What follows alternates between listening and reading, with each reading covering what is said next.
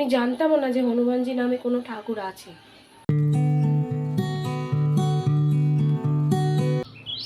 নমস্কার বন্ধুরা, তোমাদের গোয়িং চ্যানেলে তোমাদের সকলকে স্বাগত। কেমন আছো সবাই? আশা করি তোমরা সকলেই ভালো আছো, আমরাও ভালো আছি। তো আজকে হলো তোমার বুধবার, আর হলো রামনবমী আজকে।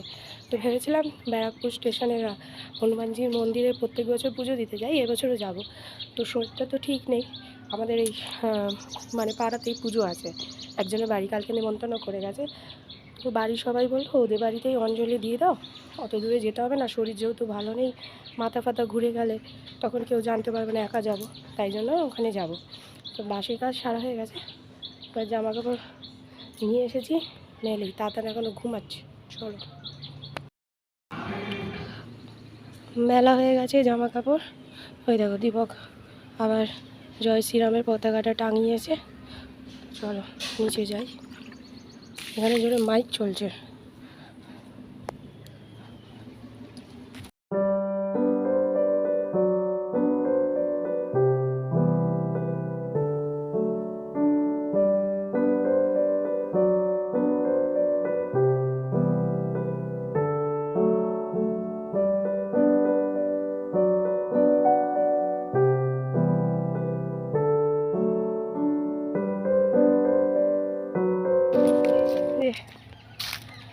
লাড্ডু, ফুলের মালা এইসব নিয়ে নিয়েছি, পুজোটা দিয়ে আসি, অঞ্জলিটা দিয়ে আসি। ঘরের পুজো তো হয়ে গেছে, 10টা বাজে এখন। যা রোদ, প্রচণ্ড রোদ।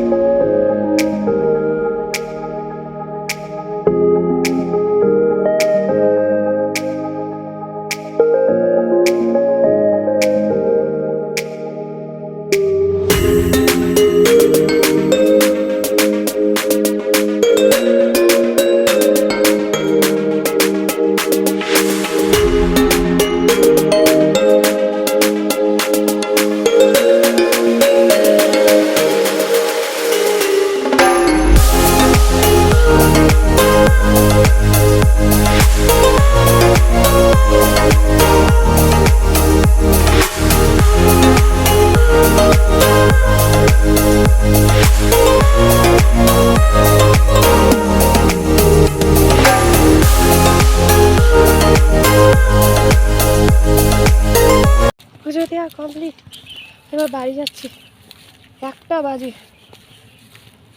যা জল তেষ্টা পাচ্ছে।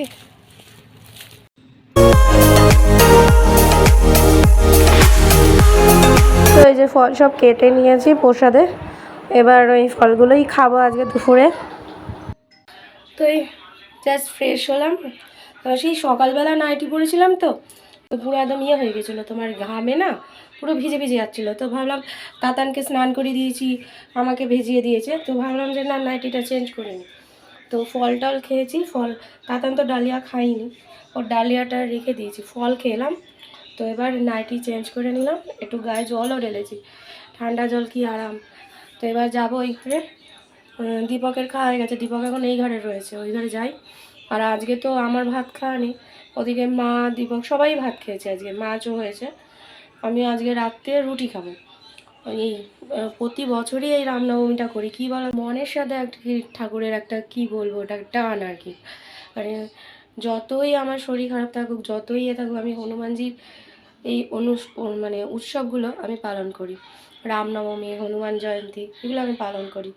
আর মঙ্গলবার তো তোমরা জানোই বা নিরামিষ খাই। মানে বলতে পারো আমি হনুমানজিকে প্রচণ্ড বিশ্বাস করি। মানে জীবনে আমার প্রচুর আপস অ্যান্ড ডাউনস গেছে, প্রচুর কষ্ট পেয়েছি, প্রচুর একাকিত্ব ছিল, ডিপ্রেশনে ভুগেছি, কিন্তু প্রত্যেকটা সময় উনি আমার পাশে ছিল। বাবা চলে যাওয়ার পরও, বাবা তো অবশ্যই আছে, তার সাথেও হনুমানজির আশীর্বাদ ছাড়া আমি কিচ্ছু না, কিচ্ছু না তো কিচ্ছু না। উনি ঠিক পিছন দিক থেকে একটা শক্তি বলে না, একটা মানসিক শক্তি, মানসিক শান্তি, ওনার কাছেই আমার যত আবদার, উনি সমস্ত কিছু আমার পূরণ করে। তাই হনুমানজিকে আমি মনে প্রাণে ভালোবাসি। এটা তোমরা কি বলবে জানি না, তবে ওনাকে আমি খুব বিশ্বাস করি, খুব মানে কি বলবো, মনে প্রাণে খুব। যখন আমি প্রথম আমাদের এই ব্যারাকপুর স্টেশনে যখন প্রথম আর কি ওনার মন্দিরে গিয়েছিলাম, আমি ওনাকে চিনতাম না, আমি জানতামও না যে হনুমানজি নামে কোনো ঠাকুর আছে, বিশ্বাস করো আমি জানতাম না। এবার প্রথম যখন গিয়েছিলাম, মন্দিরটা একদম ছোট ছিল, একটা বট গাছ ছিল, বট গাছের সামনে ওনার ফটো দেওয়া ছিল, ছোট মন্দিরটা তখন এত বড় হয়ও নি। আমি আমার দুই বান্ধবী মিলে পড়ার ব্যাচ থেকে ফেরার সময় গেছি। ও বাবা, এবার মন্দিরে হঠাৎ যেতে যেতে আমি আটকে গেলাম, ওখানে দাঁড়িয়ে পড়লাম, মন্দিরের ভেতর গেলাম। একজন বয়স্ক দাদু ছিলেন, উনি আমাকে একটা তিলক পরালো কমলা কালারের। এবার উনি বললাম যে মঙ্গলবার করে এসো, ঠাকুর দেখে যেও, দর্শন নিয়ে যাও। ঠিক আছে, তারপর থেকে একটা মনের একটা টান চলে এলো, প্রত্যেক দিন পড়তে গেলেই ওনার সাথে দেখা করে আসতাম। তারপর বাবার এক বন্ধু, উনি আমাকে, আমার মাকেও বললো যে তোমার হনুমানজির বই দিচ্ছি, হনুমান চালিসা পড়ো, ভালো লাগবে।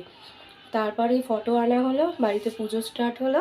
আর আমার হনুমান চালিসা 2008 সালে জানুয়ারি মাসের ফার্স্ট, ওটা তোমার মঙ্গলবার পড়েছিল, ওই দিন থেকে হলো। তারপর মা আমি 16টা করে মঙ্গলবার পুরো না খেয়ে, 16টা মঙ্গলবার, হ্যাঁ পুরো একদম না খাওয়া ছিলাম আমরা, ওই ফল টল খেতাম, ভাত খেতাম না। তারপর 16টা হয়ে যায়, তারপর থেকে ভাত খাই, কিন্তু নিরামিষ।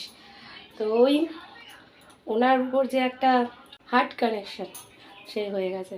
ওনাকে কোনো সব ঠাকুর, মা দুর্গা, সব ঠাকুর সবার জায়গায় আর কি নিজেদের কাছে বেস্ট, আমার কাছে হনুমানজি বেস্ট। মা দুর্গা অবশ্যই, তারপরেই হনুমানজি, এই দুইজন ছাড়া আমার কিচ্ছু না। তো চলো, অনেক বকে ফেলেছি, এবার যাই একটুখানি এসি ঘরে গিয়ে এডিটিংটা যদি করতে পারি করবো, কারণ তাদেরকে ঘুম পাড়ানোটা মাস্ট। তো চলো, ব্লগটা শেষ করা হয়নি, তো কন্টিনিউ করতে পারিনি। সন্ধ্যা থেকে তাতানের শরীরটা খুব খারাপ হয়ে গেছে, এখনও ঠাম্মির কাছে আছে, প্রচণ্ড পেটে ব্যথা বলছে। একবার আমার পেটে ব্যথা, একবার ওর পেটে ব্যথা, খাওয়া দাওয়া করলো না কিছু, খালি বলছে পেটে ব্যথা কাঁদছে। তো দীপককে ডাকলাম, দীপক এই যে কোলিমেক্স এই ওষুধটা এনে দিল, এটা খাওয়ালাম, তাও পেটে ব্যথা এখনও সারিনি, দেখা যাক কী হয়। এখন ঘড়িতে 9:30 বাজে, দীপক চলে আসবে বলেছি, তাড়াতাড়ি চলে আসো, ভালো লাগছে না কিছু, এত কান্নাকাটি। একটু থেমেছে, ওই ঘরে একটু কথা বলছে। তো জানি না কী হবে রাত্রে, দেখি, নাহলে কালকে ডাক্তারের কাছে নিয়ে যেতে হবে। দুরন্ত বাচ্চা যখন অসুস্থ হয় না, বাড়িতে ভালো লাগে না। তো চলো, আজকের দিনটা এইভাবে কেটে গেল। নেমন্তন্ন বাড়ি রাতের বেলা নেমন্তন্ন ছিল, যে বাড়িতে পুজোয় গেছি, খাওয়া দাওয়া ছিল, কিন্তু যেতে পারলাম না, ছেলের এই অবস্থায় কী করে যাব, কেউই আমরা গেলাম না। তো চলো, আজকে এখানেই শেষ করছি, আবার একটা নতুন ব্লগ নিয়ে অবশ্যই হাজির হবো। তাদের পাশে থেকো, সুস্থ থেকো, সকলকে ভালো রেখো। তো চলো, tata, bye bye, good night.